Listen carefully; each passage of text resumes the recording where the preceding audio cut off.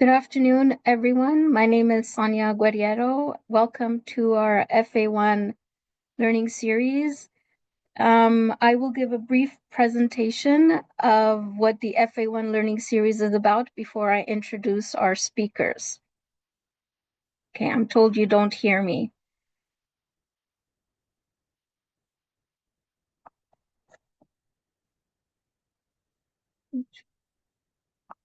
Can you hear me now? We can hear you. Okay, you can hear me. Perfect. Sorry about that. Share my slides again.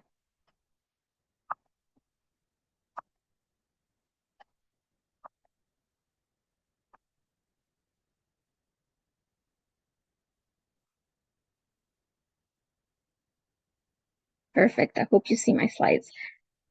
So the FA1 is a working group under the High Level Steering Committee, which is the group that monitors the progress on SDG 4 internationally. The High Level Steering Committee is composed of several stakeholder groups, as you can see on this slide.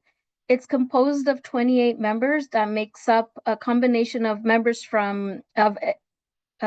stakeholders from member states, foundations, representatives from teachers, youth, donors, civil society, other multilateral organizations, as well as regional organizations. Now, the High-Level Steering Committee, in its efforts to accelerate progress on SDG 4, has created 3 functional area groups, which are essentially working groups to work on specific problems. The first one is on promoting evidence-based policy formulation, planning, and implementation. The second one on monitoring progress. The second one on monitoring progress and improving the availability of data. And the third one on mobilizing financial resources. This learning series is part of the FA1 working group. Each working group has a technical committee. The FA1 technical committee has the organizations you see on the slide. There are 2 technical leads, UNESCO and the OECD, and we have 2 Sherpas that also rotate. This year we have Latvia and the Jacobs Foundation.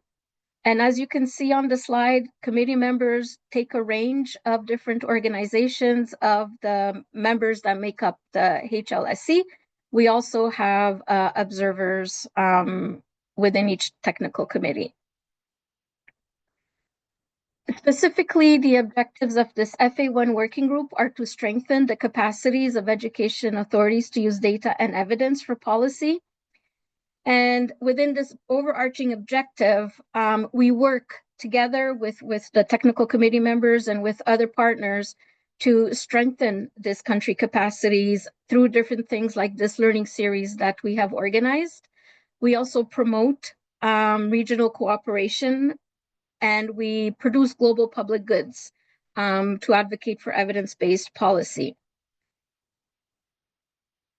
The work plan for this FA1 working group has 5 different activities to help us better understand how to connect evidence and data for policy and practice. I will specifically focus on the activity under number 3, the learning series on using evidence to inform policies and practices, which is where this learning series fits. But we do have other activities which you're welcome to learn about. I will share the links to our websites later on. So the reason why we are having these webinars is based on a report that was issued in 2024, commissioned by UNESCO, that found that the barriers in using data and evidence for education policy were based on 2 broken feedback loops. One, from the production of research to the users, there was a broken loop there. And then secondly, from the global perspective to the local needs. So through that research that was published in 2024, we learned that we need to better connect producers to users of research, and we need to better connect the global and local stakeholders of research. And we do this through our objectives of knowledge sharing and peer learning, collaborating and networking, and awareness raising. And so in 2024, our learning series began. We held 4 webinars that you see here. Basically, the webinars focused on demonstrating how evidence and data was used in different phases of the policy cycle. So, for example, beginning with conducting a situation analysis or engaging in a policy planning process or in monitoring policies, or in constructing policy monitoring and evaluations. Through these 4 series, we learned a lot about how data is being produced. In education, a lot of it is being used, but we could definitely improve and also use different types of data. So we talked a lot about using learning assessment data, but also input data such as enrollments and participation rates in education, or other types of data such as school dropouts. And this data is very important, and there are still some gaps in collecting this data, but we are getting there. And this is why these learning series are important in helping us to better understand where the gaps are. We also learned that there's also a gap, or the need for more focus for using scientific knowledge for improving education policies and practice. And one of the struggles in using scientific knowledge is the fact that it's not so easily to translate it into something that education practitioners or policymakers can use. So this is where the role and the important functioning of knowledge brokering comes in, and that's what this specific learning series is about. And I've got here something that I found interesting in research synthesis of knowledge brokering in education. And that synthesis made 3 important points about how to translate scientific research for education and policy and practice. One important point was the scientific research needs to be accessible to its users. The second one is that it needs to be in a format that is practical for decision making. And then, of course, the priorities of the researchers do need to be aligned with the intended users. So these are 3 big points that I thought would be very interesting for us to keep in mind as we try to further understand knowledge brokering in education. Before I move to introduce this current session, I wanted to give a heads up at what's coming up. We will continue to have these learning sessions throughout the summer. We will, and these are organized with our partners, either within UNESCO or external to UNESCO, and we invite you to join us. Our next one is expected to be a learning series on the work of NORAG. The one after that is going to be about the knowledge brokering in our UNESCO regional office in Bangkok. And then the last 2 that will be in the fall are about our showcasing knowledge brokering in at UNESCO and field offices. And then we have a final one organized by UNICEF. That's just to give you the heads up of what's coming. Today's session is going to be specifically on knowledge brokering, with knowledge brokering and how to leverage the science of learning for improving education policies and practices. So our 4 speakers that you see here on the slide will provide you with a presentation of their work, and then that will be followed by an interactive discussion session. We will share the slides with you after the meeting, and you will have those links that you see there to help you if you'd like to learn more. So our first speaker, let me stop sharing. I hope I've stopped sharing. Our first speaker is, oops. I hope I stopped sharing. Someone tell me if I haven't. Our first speaker is Kaya Jasinska. She is Assistant Professor of Applied Psychology and Human Development at the University of Toronto. and she is going to talk about her research in Cote d'Ivoire. Go ahead, Kaya. Great. Thanks, Sonia, and thanks very much for having me.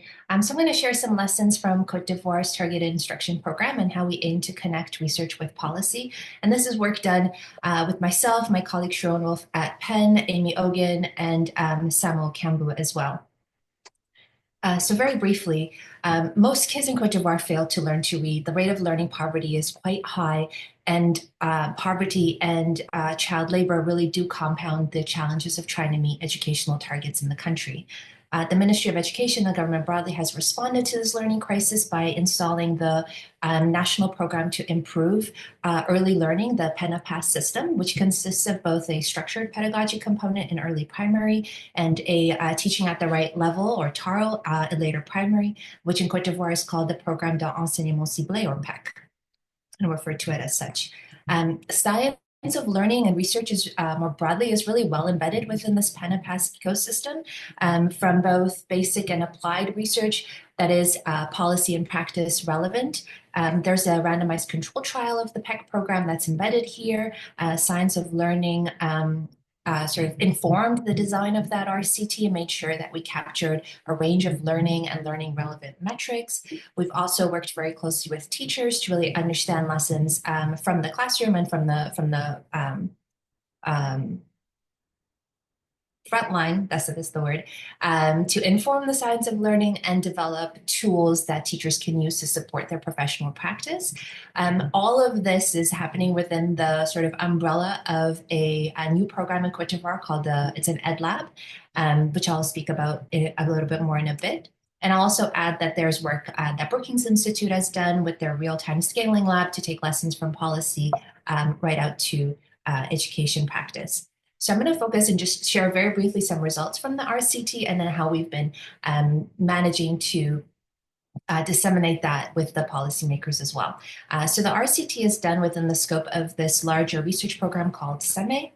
And this was an impact evaluation of TARL that we did over 2 years. TARL, I think most might be quite familiar with it, but very briefly, the idea of TARL is to assess learners, regroup learners based on their actual skill level, and then provide instruction that's targeted to that level. And teachers also receive some mentoring and professional support. Our team actually developed a professional support tool called DIA that is not typically part of the TARL programming, but it was the case with what we tested here in Cote d'Ivoire. So I'll tell you a little bit about what we found, and if you're interested, there's a QR code for you to scan. I will say the impacts of the TARL program are quite modest in Cote d'Ivoire.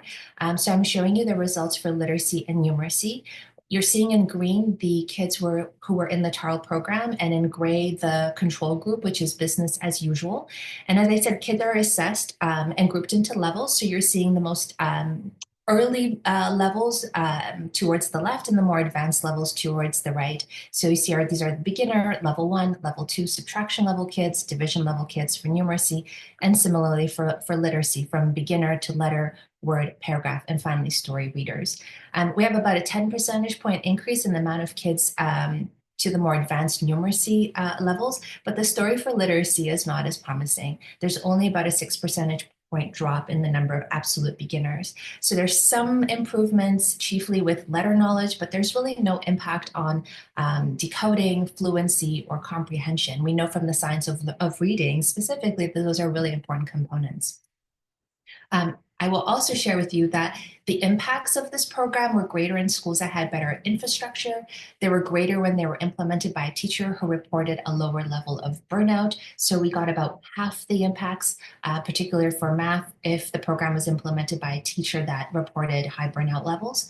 And overall, teachers' knowledge of the program, what they were supposed to be doing in this practice, really diminished over that 2-year period. And those with poor program knowledge, even right after they had taken part in their training, their students did not improve. So we were able to use this information to work with the ministry and implement additional teacher training. So the decision was made to add more teacher training based on some of these results. We also have developed that AI, that's called the Humbot professional support, that now can be used to support the hybrid training as the program scales nationally.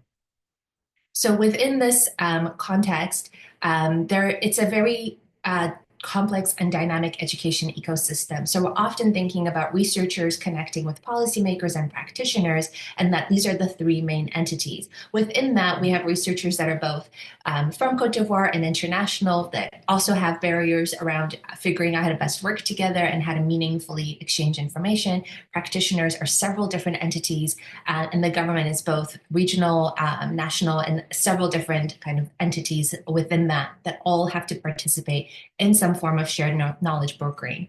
The reality is far more complex because in Cote d'Ivoire, like in many countries, there are several other very important and engaged stakeholders in this ecosystem. There are NGOs and a number of other partners on the ground. There are international funders that are often can shape a lot of the ministry's agenda around what kinds of programs might be supported or not. There are important industry partners as well.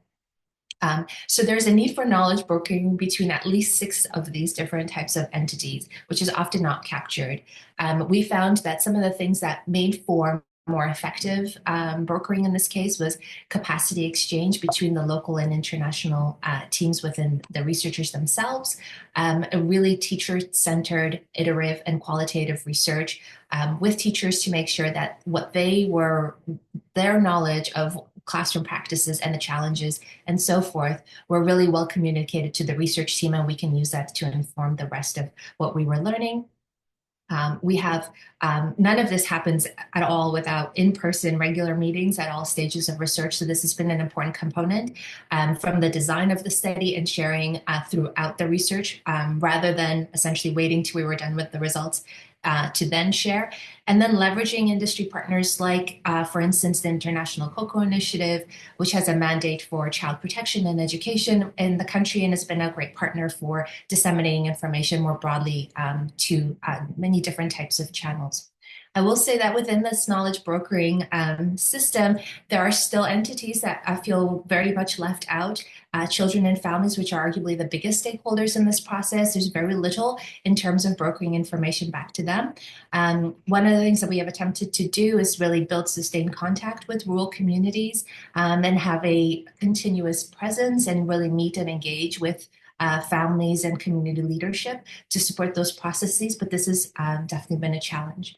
I will tell you that Cote d'Ivoire has now embedded this model for science policy partnership, which is called the Embedded Evidence Lab. It's the EdLab in Cote d'Ivoire. It's just launched in the last year with the idea that, the EdLab is really a multi-partner coalition that's bringing together the Ministry of Education, the subnational education authorities, researchers, practitioners, to promote the use of evidence in policy and practice with a mandate to strengthen the capacity of educational stakeholders for data and evidence literacy, use, generation, and translation. So it's meant to be very comprehensive. And this is work that my colleague Samuel Kembu at Jacobs Foundation has been very much involved in. The results of this are we've just started with this ecosystem, like it launched formally last summer, but we have promising results in the sense that there's dedicated representatives from the ministry to work with scientists. There's a mechanism for dissemination, so brokering research to policy. There's opportunity for ministry-led research questions, really, so brokering policy back to research. And I think this might be kind of an important support to bring all those various actors together. And with that, I will thank you for your time, and we'll love to hear some questions when we get to that period. Thank you very much, Kaya. That was right on time. Thank you for this very interesting presentation, and I look forward to the discussion later. Our next presenter is Nick Taylor. Nick Taylor is going to be speaking about the case of South Africa, and he is a former advisor at the JET Education Services. Nick, go ahead. I'm going to share your slides. Hang on. Share. Next slides. You may start as soon as you see them.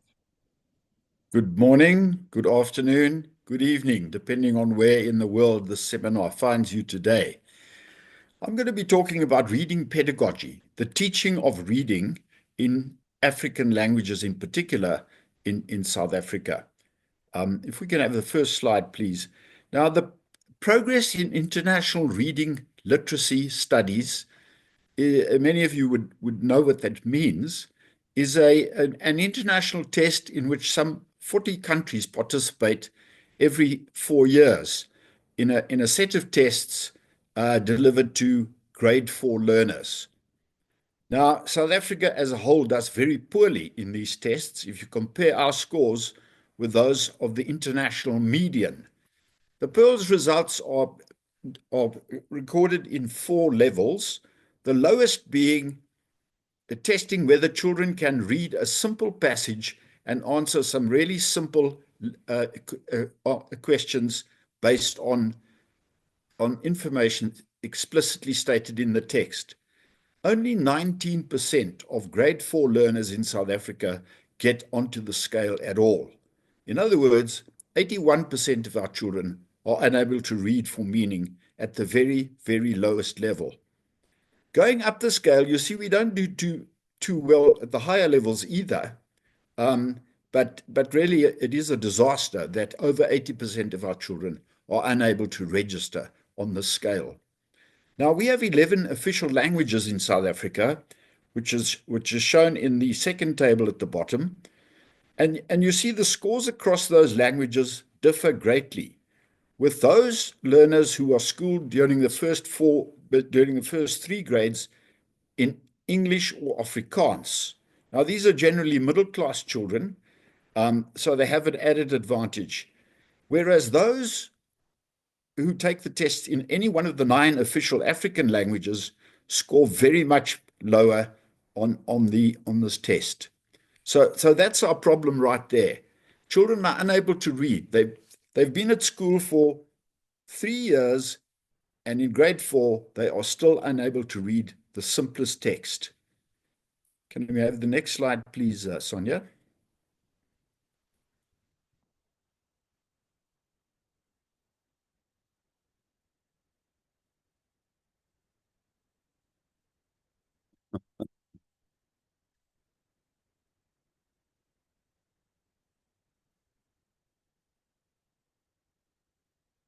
As we heard in the case of Côte d'Ivoire, this is not a problem that's unique to South Africa, but many African countries share.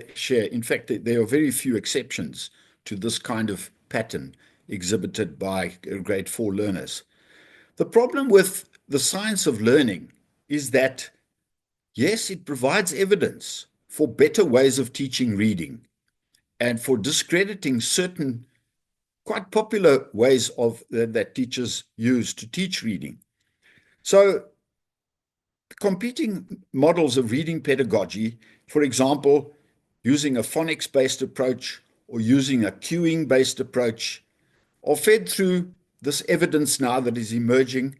In fact, the evidence has been available for over 20 years. And I'm thinking in particular of the American National Reading Panel, which produced a very extensive report on how to teach reading in the year 2000. That's very solid evidence there for systems that work. The problem is not everyone accepts this evidence. So at the end of the day, teachers are educated depending on whether their teachers either accept the evidence or dispute it. So in terms of both pre-service teacher education and in-service education, you still get widespread adoption of discredited forms of teaching reading. If we can have the next slide, please, Sonia.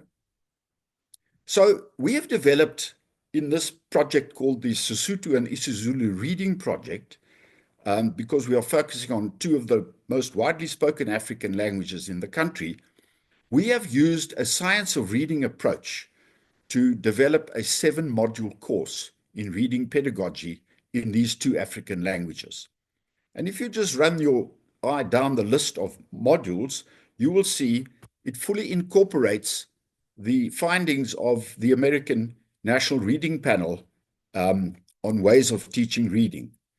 As I've said, though, the science is quite insufficient to promote adoption of this approach to teaching reading.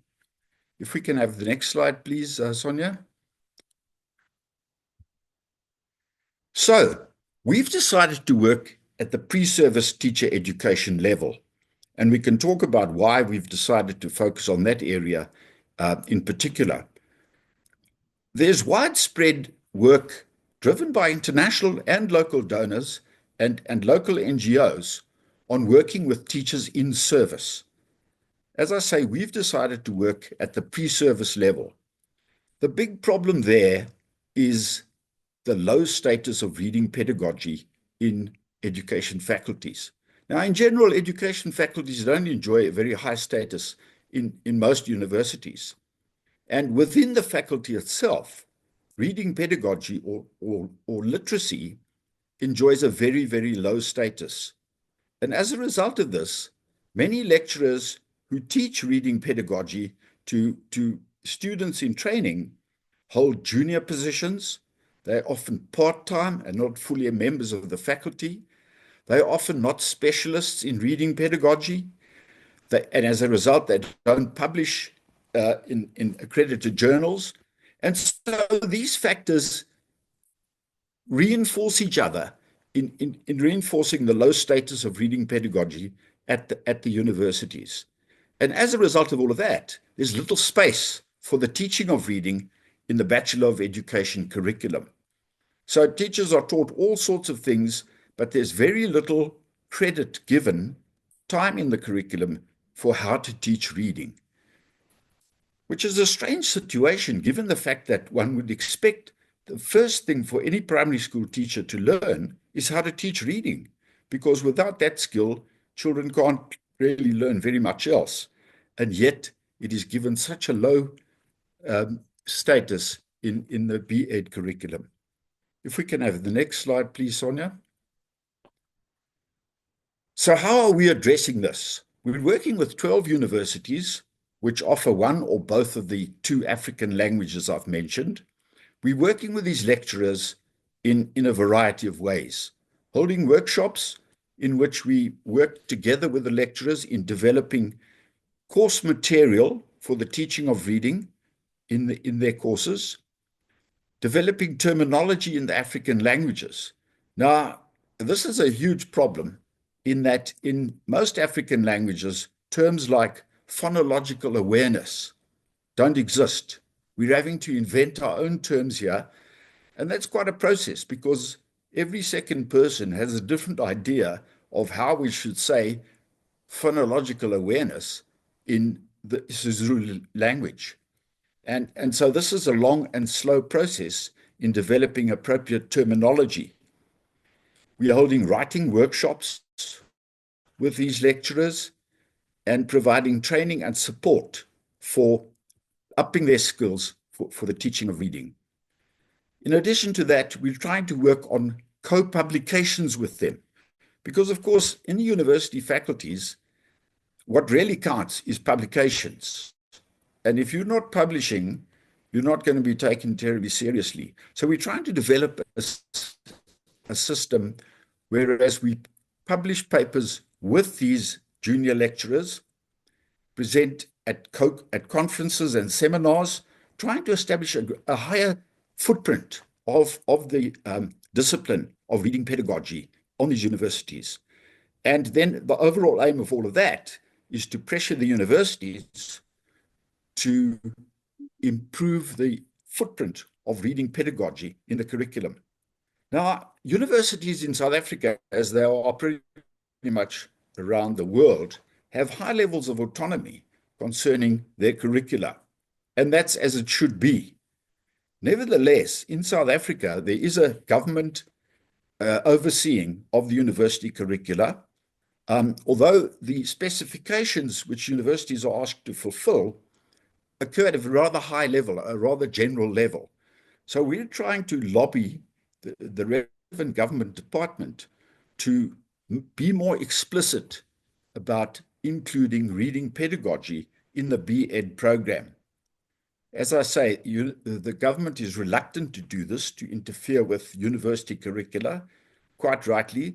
And yet, on the other hand, we can't have a situation in which universities continue not to teach reading adequately to newly qualified teachers. So, colleagues, this is a long and difficult process of building the status of reading pedagogy as an academic discipline through working with lecturers to develop their capacity and to produce higher levels of research output, which really is the most effective way of raising the status of any discipline in the universities. So with that, let me leave it at that, and we'll have discussion afterwards. Thank you, Sonia. Thank you very much, Nick. Very interesting. Looking forward to the discussion. Our final speaker before our discussion is Gregoire Borst. He is full professor of developmental psychology and cognitive neuroscience of education at the Université Paris-Cité, and he will now present about his work on executive functions. Go ahead, Gregoire.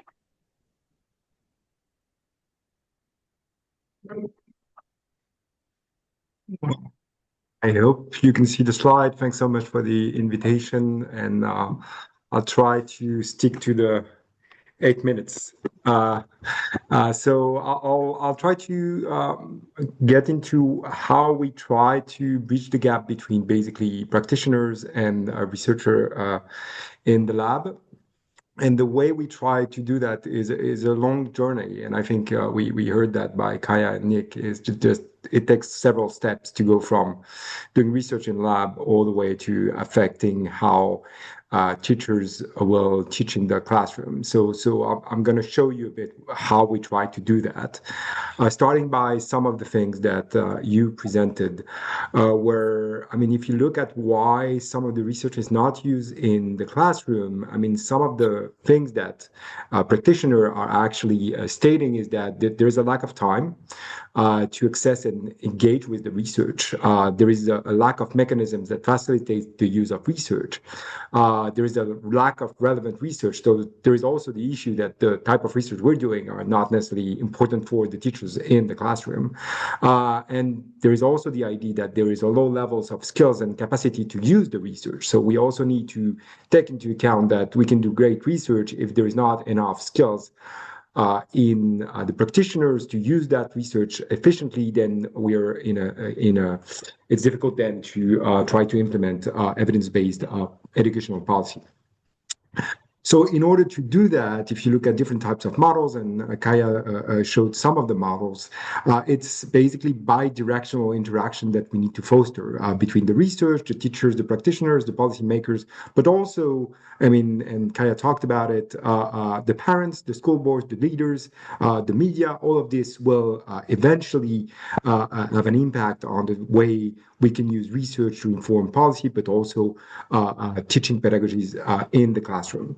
So we've been trying to do that, to go from the classroom to the lab, not only from the lab to the classroom, because more often we tend to see researchers that are very kind of directive in the way we should be doing the research or the pedagogy in the classroom. And I think it should be a two-way process, basically. So going from the classroom to the lab from the classroom and to the policymakers.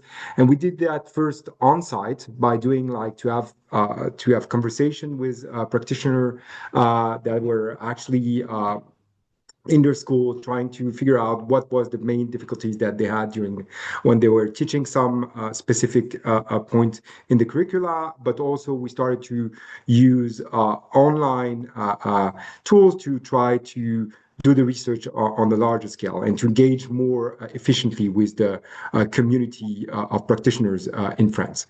So what we're interested in is something that is basically all the transversal processes that are involved in learning. So we're not necessarily in the lab looking at specific processes that are involved in literacy and numeracy, but more the domain general processes that are involved in all type of learning. And one of this process is executive functions. And within executive functions, we're more interested in inhibitive control.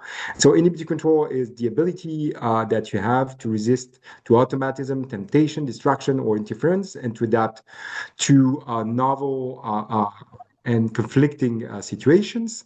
And it's been shown in the research that inhibition control and self-regulation abilities in childhood predict later academic and professional success and social adjustment. So those are important mechanisms. They are important, but not necessarily well known by the teachers. They are difficult to observe in students.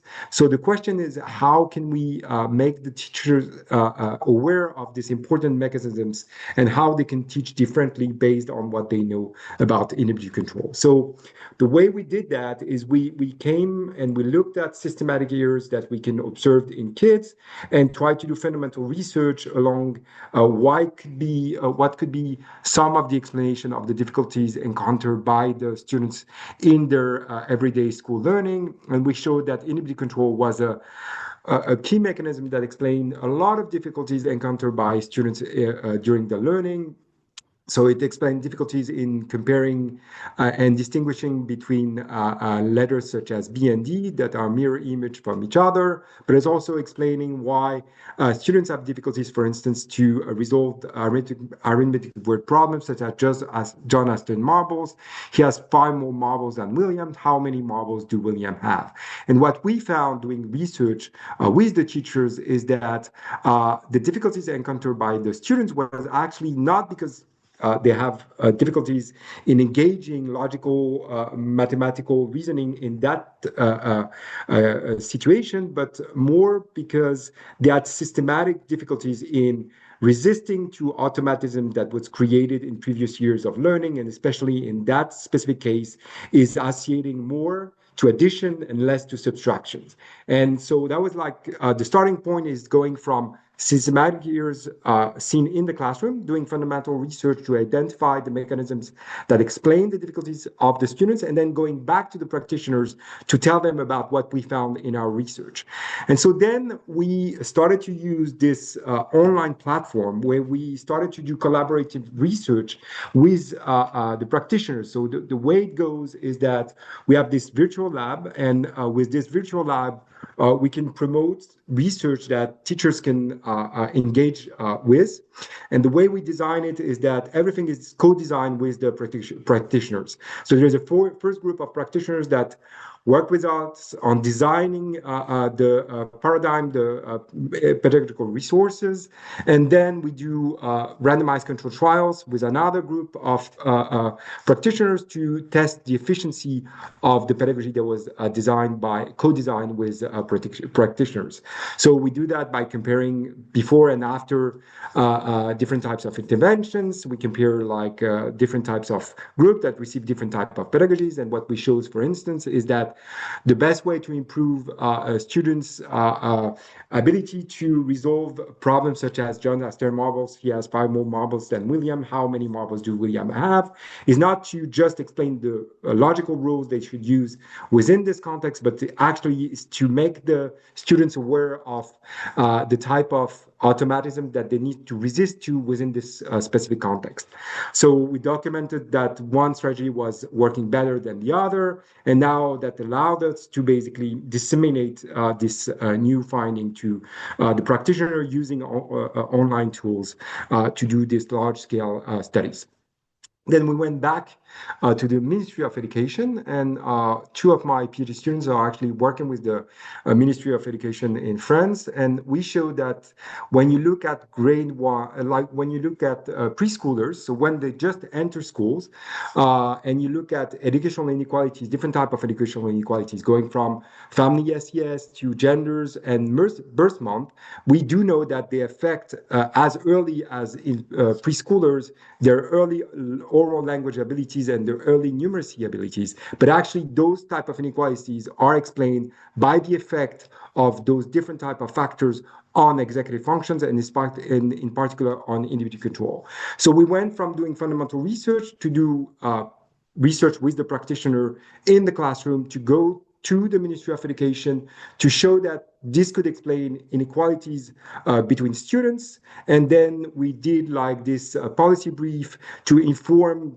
globally the educational community about the role of these executive functions in students' learning. So now we're doing a lot of different research where we are actually training we are training practitioners and trying to show that when we train practitioners to use pedagogies in which they develop executive functions, where they teach students how to learn as early as in preschool, that actually can reduce educational inequalities. And going from there, we're going back to the Ministry of Education and trying to promote continuous professional development of teachers based on the type of research we're doing in the field. So it's a kind of a four-way process where we go from going to identifying systematic errors in the classroom identified by teachers, doing fundamental research, going back to the teachers, doing then interventions with the teachers in the school to improve their ability to also use the research in the classroom.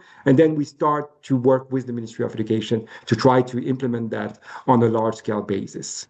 So thanks so much for your attention. And that's just all the members of the lab that works on these topics. Thank you very much, Gregoire, to you and your team. That was very amazing. Now what I will do is present our discussant, Natalia Kusakova.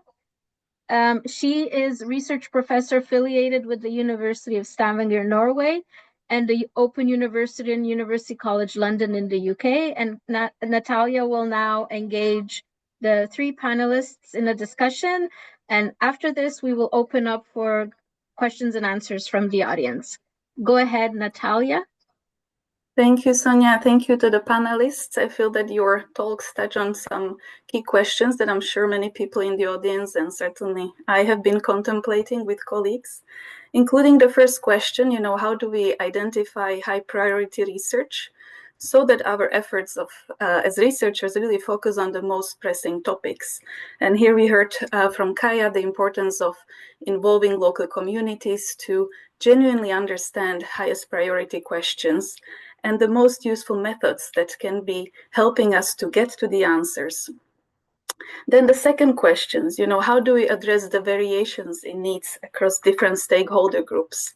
And that really touches on the different needs of different stakeholders who have different priorities, and therefore the outputs that we as scientists produce need to be customized for each audience. And the third question I've been contemplating as listening to you was really about how can we best map the limitations in existing research. And I guess with that question, I wanted to highlight the need for really transparent communication of not only what works, but also of what doesn't work. I think very often we get hung up with the solutions, but the reality is that there are many overlooked issues and gaps.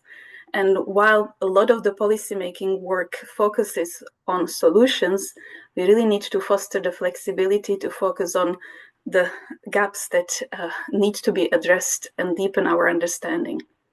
Now, these are big questions and we won't have the time to address them today, but all three panelists touched in various ways on knowledge uptake and knowledge use.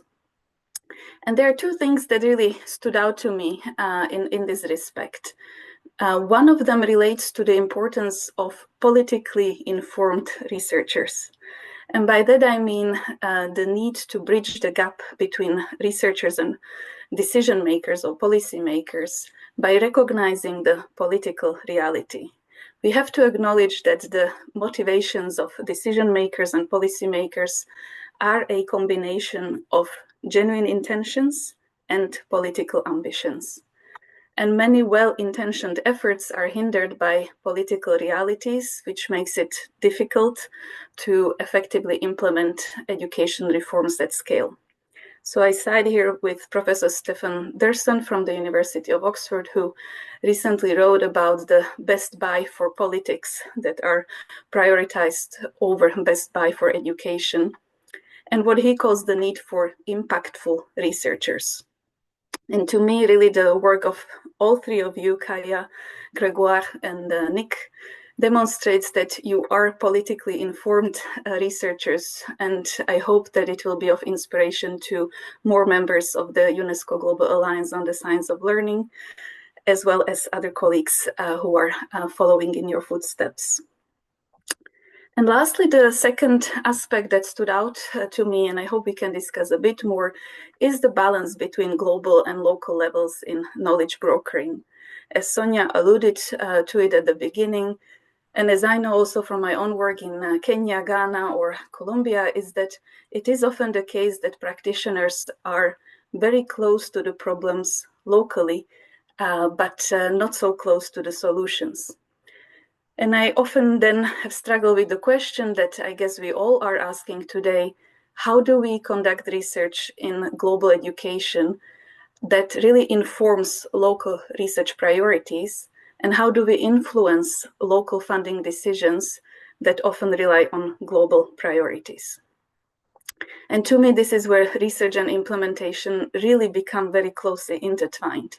And the quotes or citations you can see here draw on a recent survey by the What Works Hub for Global Education colleagues, who surveyed 146 participants, including government actors and funders, and confirmed what we've been discussing, the lack of practical details on program implementation being one of the key barriers to effective knowledge brokering and knowledge implementation. So that means that we need some concrete solutions. We need to be discussing what are the ways of effectively implementing evidence into curricula, into different educational contexts. And here are just a few suggestions that I came across, and I know that there are many more modalities that we can be drawing on when it comes to innovative knowledge brokering. And I invite the audience to share some in the chat or in a follow-up discussion. But for now, I'll turn to questions to the panelists, and I'll start with a question to our first speaker, Kaja Jasinska. Because Kaja, you really touched on the need for a holistic approach to evidence and the need for comprehensive understanding of evidence, which I know is close to the Jacobs Foundation as well. So from that perspective, if we think about impact evaluations as providing important and actionable evidence for policy, what other types of evidence should policymakers seek out and incorporate in policy decisions? Thanks, Natalia. So I broadly want to think of kind of three-part answer to that question, because I do think it's a really important one. One is, we think of the RCT as a sort of gold standard for evidence, right? This is the way we know that a program does actually have impacts, that scores are not necessarily correlated with something or based on insights from qualitative work, but it's actually the best standard we have. Having said that, an RCT on its own is often insufficient in my mind. I think a lot of the qualitative data we've collected alongside the RCT has been really informative to help us understand what about the RCT worked or not. So I think actually coupling the two together, I don't think policy decisions should ever be based on qualitative data alone. I think they really do need to look to the RCT, but I think you need the two. There's also a lot of implementation science that's often overlooked. So there's did this program work? Yes or no? But how is it going to work? What are the implementation barriers and challenges? How are we scaling this effectively? All of that evidence needs to be part of that base. I think too often we have an RCT and it worked, and then we scale and we realize we don't have the impacts we've seen. And so actually making sure that there's research planned around the implementation science and the scaling aspects is really critical. And then the last piece, which to me as a scientist is kind of most interesting or most important, is this sort of distinction I want to draw between kind of shallow information we get out of an RCT and the deep information we get out of an RCT. So a lot of the time when the RCT is just funded and set up and has just enough time to answer the one question of did it work, yes or no, which is great. We need that piece of information, but what we really need to know is, for whom did it work? Did it work for everybody in the same way? What conditions enabled success? What are the factors that led to impacts or not? Did it work according to the theory of change that was specified? I actually have some interesting sort of results from the RCT in Cote d'Ivoire, where we know that the program is set up to deal with heterogeneous classrooms, right? That's the classrooms of kids at all different ages and skill levels. And the idea is that if you assess them and group them and provide instruction that's targeted to that level, they will improve. So ostensibly, this should be a program that works very well in classrooms with a lot of heterogeneity. We don't actually find that. The program doesn't have different impacts based on the classroom heterogeneity. It should also be a program in my mind that should reduce that heterogeneity over time, right? So learners that are now actually receiving instruction targeted to the level should catch up to the rest of their peers. We're not finding that heterogeneity is reduced over time over the 2 years of the program. So that means that there's probably something else going on that's not effectively being captured fully in the theory of change. And we really need to understand that, because scaling, that piece of information is actually quite important. Now that work takes time. That needs lots of other data to be collected and somebody to really pull all that together, really do that deep dive. But I think it's so much more rich than just knowing that the RCT work, yes or no, and now base the policy decision on just that one kind of data point. Thanks, Kaya. Thank you for articulating so clearly the need for multiple methods and the intricacy of each intervention. It's really quite complex when we try to understand what works and what could work. Moving on to you, Nick, with your focus on teacher education and school reform, would you like to say a bit more about why the focus on pre-service teacher education rather than in-service professional development? Notice there were also some questions about that in the chat. Thank you, Natalia. Let me say from the start that it's not a question of either pre-service or in-service. Teachers need both.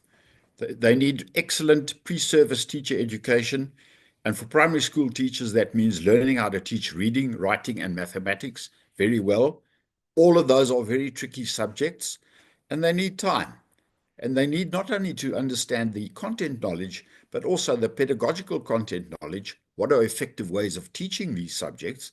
And then they need to have practice in the classroom in giving effect to these ideas. Whereas in-service teachers need to be connected to each other now and again to keep up with new knowledge, with new developments, and to build a professional community of peers. But we decided to focus on pre-service education for a number of reasons. The big one really is because if teachers don't get to learn how to teach reading during their pre-service education, then every cohort of teachers who graduate from the university need to be taught how to teach reading once they get in service. Whereas if you fix the problem at pre-service level, those teachers are off. They don't need to learn that stuff anymore. They need to have periodic updates, but that's it. So that's the biggest reason. Another very big reason actually is time. In-service teachers don't have a lot of time. You might catch them in the afternoon here and there, but they're busy people. They've been working all morning. They are often older people and not amenable to learning new ideas, and so on. Whereas pre-service teachers, you have them for 4 years of a bachelor education degree where they've got nothing else to do but study. They're young people, eager to learn, and so you can just do so much more with them. And there are a number of other minor reasons, but I think that's sufficient, Natalia. Let me leave it at that. Yeah, absolutely. And many, many important reasons you listed already, which I'm sure will serve as really a global example for others who want to follow a similar model. Very inspirational. Thank you. Gregor, moving to you and the several examples of knowledge translation and dissemination that you talked about. But really, who are the knowledge workers in your project? Would you like to say a bit more about that?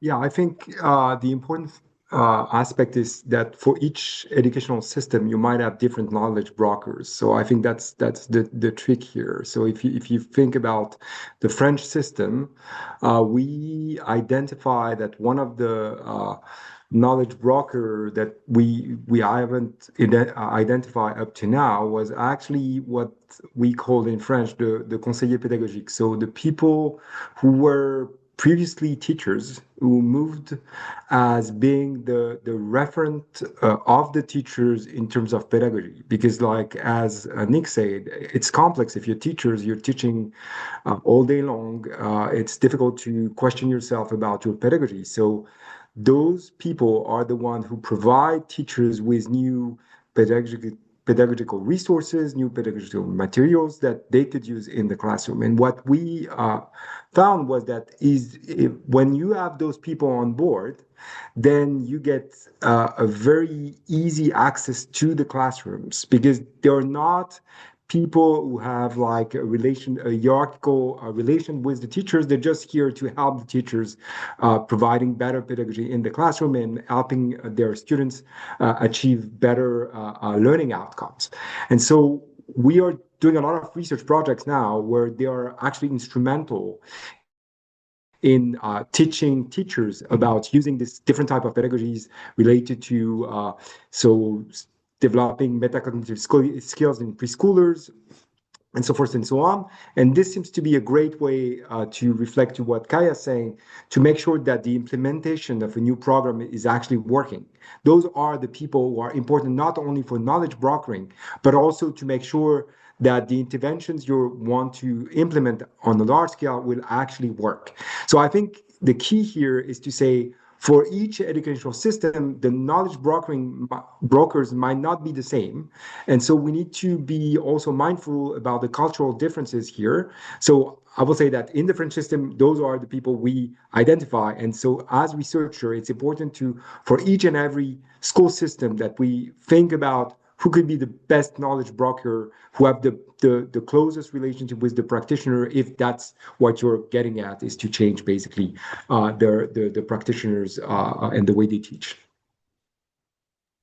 That's such an insightful point that, the knowledge brokers have different roles, names, and faces in different contexts. So many thanks for highlighting it, and many thanks to all three of you really to be talking about what works to improve foundational learning by highlighting that proven approaches can be implemented effectively and at scale, but they do need to be embedded in government systems and in public education processes. So in that way, you really address the two broken feedback loops that are, the core for this group in terms of what are the gaps that hinder the knowledge brokering work. And you provided some concrete examples of locally relevant research and evidence synthesis, which I hope will support more governments in using data and evidence for policy making. Our time is almost up. I know we were supposed to finish on time, so I'll pass the word to Sonia to take us to the next part of this webinar. Thank you very much, Natalia. So I think there is time. We do have time for another round of questions because we go till 4. So can you hear me? Yes, I can. Perfect. So we can go more questions. We go till 4. Yes. I think we can do another 15 minutes, and then there are some questions in the chat that we can also answer. But there's time for another round of questions. Perfect. Thank you. Well, in that case, I'll start with a question to Kaya, which is building on what we discussed so far. And it was about the policy decisions for program implementation. And I guess how research often is misaligned when it comes to different timelines and priorities. What would you say, Kaya, are the key considerations for knowledge brokering when policy decisions are already committed? But the research evidence is being actively generated. You mentioned that some of the results were not as promising as there was hope for, so perhaps you can elaborate on that. Thanks, Natalia. I think that's been my experience over the last 10 years, is that this idea that the research will be done and that we will have all the information and then a policy decision will be made. I've never actually seen that personally in practice. It's always kind of side by side, one's up ahead or the other one's up ahead, and we're constantly trying to share information across the two. So I think planning for that makes sense, right? Because I don't think realistically you're going to encounter this other model that we often sort of talk about. And the idea that like the research should be ongoing, right? So a policy decision is likely committed, But still some research is on that. That should be the case. There should be more, and maybe there's more research that's now about the implementation and the scaling. Let's say, as I talked a little about in my previous in the previous question you asked. There's also like other opportunities to identify. So if the policy decision is committed, well, then let's understand what's working well about it or what isn't. Are there opportunities for things like A/B testing to really refine the strategy? I feel like policy decisions are not, especially when they deal with national education, are not very nimble. So it's very hard to sort of change them, but they can sort of meander that way if there's a good infusion of research evidence coming alongside. Probably other opportunities to identify, like where in teacher training, like what Nick was talking about, some of that research can be coming back so that teachers are really well prepared to deliver the program. The monitoring that's should be in place for whatever program's underway. Can we do research alongside that and use the evidence to generate how the monitoring should be getting done and so forth. So I think that planning for the two to be done in tandem is probably the most sensible thing, given that in real practice, it's never the case that a policymaker has held off until I prepared some sort of academic paper that says it's been peer reviewed and have a definitive answer, right?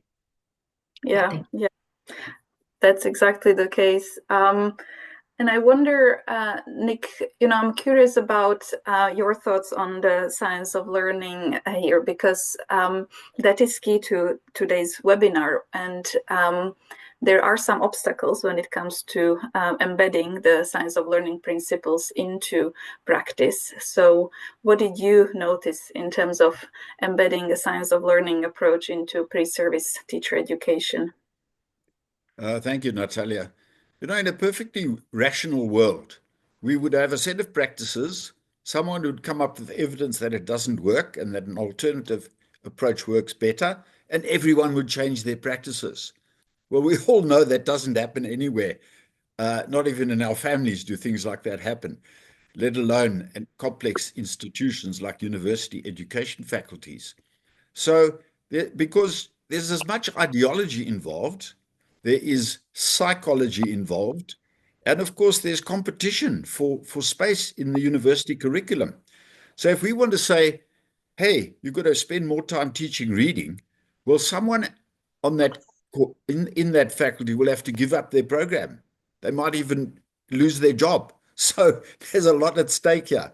So, for me, the approach is yes, there's evidence. Yes, we need to keep presenting the evidence, but we also need to exert a greater presence for the thing that we're wanting to get more of into the curriculum. And in the university world, what that means is establishing a higher academic profile for that particular topic that we want to get more space for. And that means publications. It means presentations at conferences. It means speaking in faculty meetings. And that's a slow process. But, I don't see any other way, really. Yeah, such an important point. And of course, we live and breathe the reality of pressures on academics, and at the same time, the urgent need to be the impactful researchers that we are talking about. So who makes provision for both?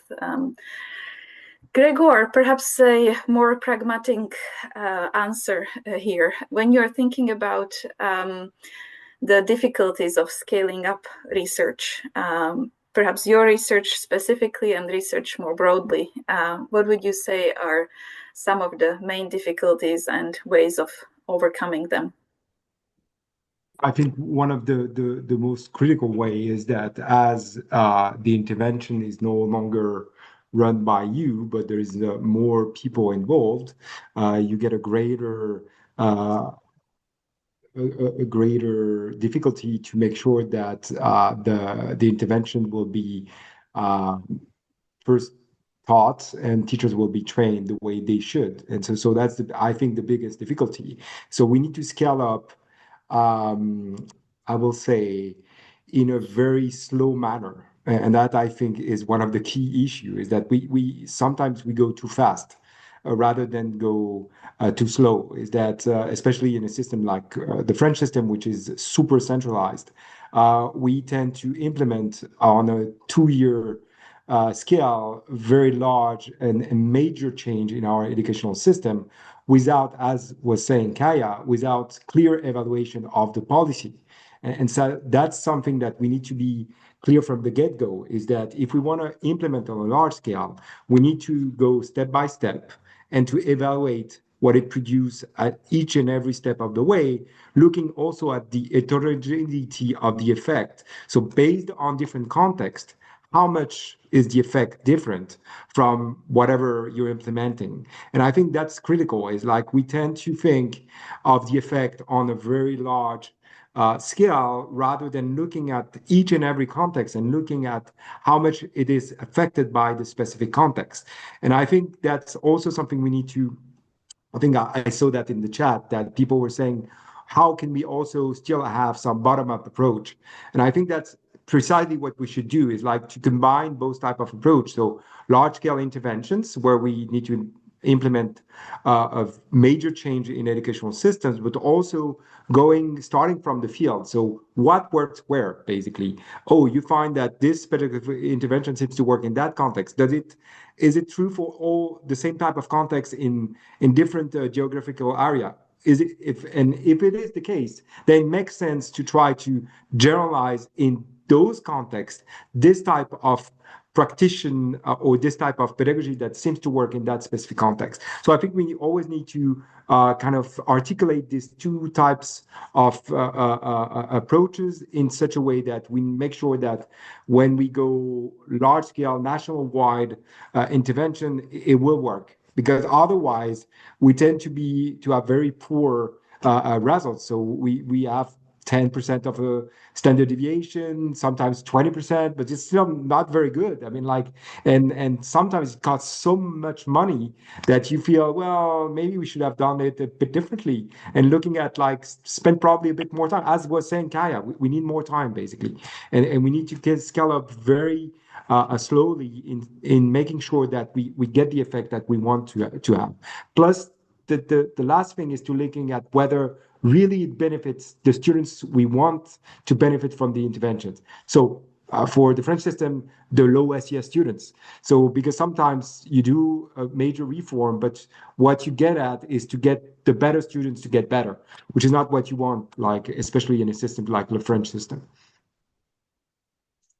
Yeah, that is so true. Really making sure that we have time and are patient about the impact we want to see, and thinking about the contextual fit before jumping on the bandwagon of replication and scaling. And as you say, how do we ensure that this really works for the students who need it most? And it was also a good segue, what you talked about, into one of the questions in the chat. I cannot see the name, but there was a question about the need for deeper research into what works for whom. And, knowing about some more examples about this level of depth that is needed here. Kaya, you perhaps could answer this question, given that you touched on it in your presentation. Do you want to take it? Sure. I think the question was from Emily Mixick. Thank you for that question. I completely agree. I feel really strongly about this too. I think looking at subgroup effects is so important and should be kind of a requirement for any RCT. So not just looking at whether the group overall improves, but how do different groups within the classroom fare. So for our work, we always look to see whether effects are equitable across genders, whether they're equitable across kids that are younger or older, or stronger or weaker learners. So to Gregoire's point, are only the kids that are already doing well benefiting more from this intervention? Because in that case, what we see is, sure, the classroom level might increase, but the disparity within the classroom also increases. And I don't think we would consider that a positive outcome if some kids are improving, but many are getting left behind. That's actually causing harm. So unless we do those subgroup analyses and look at those things really specifically, we might inadvertently introduce some really negative effects into the system. One of the things that I kind of worry about, I guess, is thinking that if a program is going to get scaled, but it's done too quickly without all these lessons learned, and ultimately, 5 years down the road, you're not seeing this transformative change you'd like to see in your learners, then the program may get abandoned. And that's just so wasteful. It's a lot of time and energy and buy-in. I'll find that teachers are fatigued by this, that they often, I've spoken to teachers in the field that will tell me, oh, this is yet another thing. Don't worry, in 5 years, there'll be another research team here with a totally different program. Why should I bother this time? I've already gone through this iteration 3 times. I don't really care to do this, right? And it's a frustrating sort of interaction to have, but it's really justified, because if the scaling wasn't done well previously, then there's very little buy-in from the teachers to do this process again. They have to relearn something, try a new mechanism in their classroom. So it's really important to really understand for whom this is working. I think a lot of the time when you see an RCT being published, those subgroup analyses aren't present, and those are the important questions that we really should have the answers to. That's right. Knowing how to design these studies with that rich understanding of evidence is really, really important. Thank you, Kaya. There is a very good question. Perhaps, Nick, you might be best placed to answer it. It goes into the details of internal capacity within schools. It was asked by Sabada Group. I'll just read it out. Researchers may consider adopting an inquiry stance for building internal capacity within schools to address context-specific problems from within collaboratively. School practitioners can generate empirically based knowledge to inform policymaking, future research, and improvement initiatives. So what do presenters think about, instead of adopting a research model wherein research informs policy and policy mandates practice, we invert the pyramid. Practice will drive a reform process which will run from practice to research to policy. In fact, it's a question perhaps for both of you, Gregor and Nick, to think about and to reflect on. Nick, would you like to start with your thoughts? Yeah, that's a very thought-provoking comment. Thank you, Natalia, and thank you for the question. It relates also to something, a statement made by Emmanuel Anan from Ghana that I thought was quite eye-catching. It's about how you effect change and how you get people to change their practices. And participation, yes, absolutely. So I mentioned the idea of co-creation of materials with our lecturers. So, you can lecture people on how to change, you can give them readings on how to do it, but if you involve them in the process, it just comes across so much more effectively. So we've been working with these lecturers in developing materials that they can use in their lectures. And so in working through the method and writing it out and developing exercises for their students, you're not only building their capacity, but you're building ownership as well over these materials. And thirdly, you're giving them something practical they can actually go and use in their lectures. So absolutely, participative change and participative research really is the way to go. Thank you. Thank you, Nick. Gregor, your thoughts? Well, I can just talk about like the fact that the Ministry of Education in France is actually launching such study. So they're trying to identify in more than 1,000 classrooms the type of pedagogy that seems to be benefiting more the students. And I think it's a great idea. So starting from the field, so looking at where it works, basically, what type of pedagogy seems to be the most effective for numeracy or literacy acquisition. So we can do that in France because we have like the national evaluation. So for each grade, all the students everywhere are tested in numeracy and literacy. And so because of that, it's of course easier to try to see where some pedagogy seems to work better for that those students and whether it affects their trajectories of learning. So we talked a lot about heterogeneity, but like it's also about like the trajectories. So how can you change a bit the trajectories of the learning in literacy and numeracy? And I think it's a great way that for the Ministry of Education also to send a very strong message to the teachers saying, well, we are empowering you. So try to do innovative pedagogy in the classroom. We'll be able to identify those that works better. And for those that works better, we'll try to implement on a larger scale to see whether it works. But it's not one or the other. We need to do both. So we need to identify in the field the thing that works, try to implement them to similar contexts and see whether it still works. Because it might be also just one student, one teacher that is incredible at teaching, basically, and has nothing to do with the pedagogy. So we need to go to finding the pedagogy, trying to see whether when we implement them on a larger scale, we still have the same type of effects. And if we do, then we implement that on a large scale, but still having the evaluation of the effect that it produces, also in terms of reducing the heterogeneity within the classroom and benefiting the more vulnerable students and their trajectories and whether we change the trajectories. And for that, we need large scale, basically, evaluation of different type of abilities of the students, not in terms just about literacy and numeracy. And that's also something we're strongly engaged with the Ministry of Education in France, is to say, well, look, you also need to evaluate executive functions. You also need to evaluate social emotional skills, because all of those are actually important abilities that foster academic learning. If you just evaluate literacy and numeracy, you're losing some of the important information for the teachers to understand the heterogeneity of the learning in the classroom, basically. Yes, and so many takeaway messages from the panelists and also from the audience. Many thanks to everyone for asking these exciting questions, and apologies we didn't have the time to answer all of them. Thanks again, panelists, for sharing your wisdom. And now I pass over to Sonia to wrap this up. Thank you, Natalia, and thank you, panelists.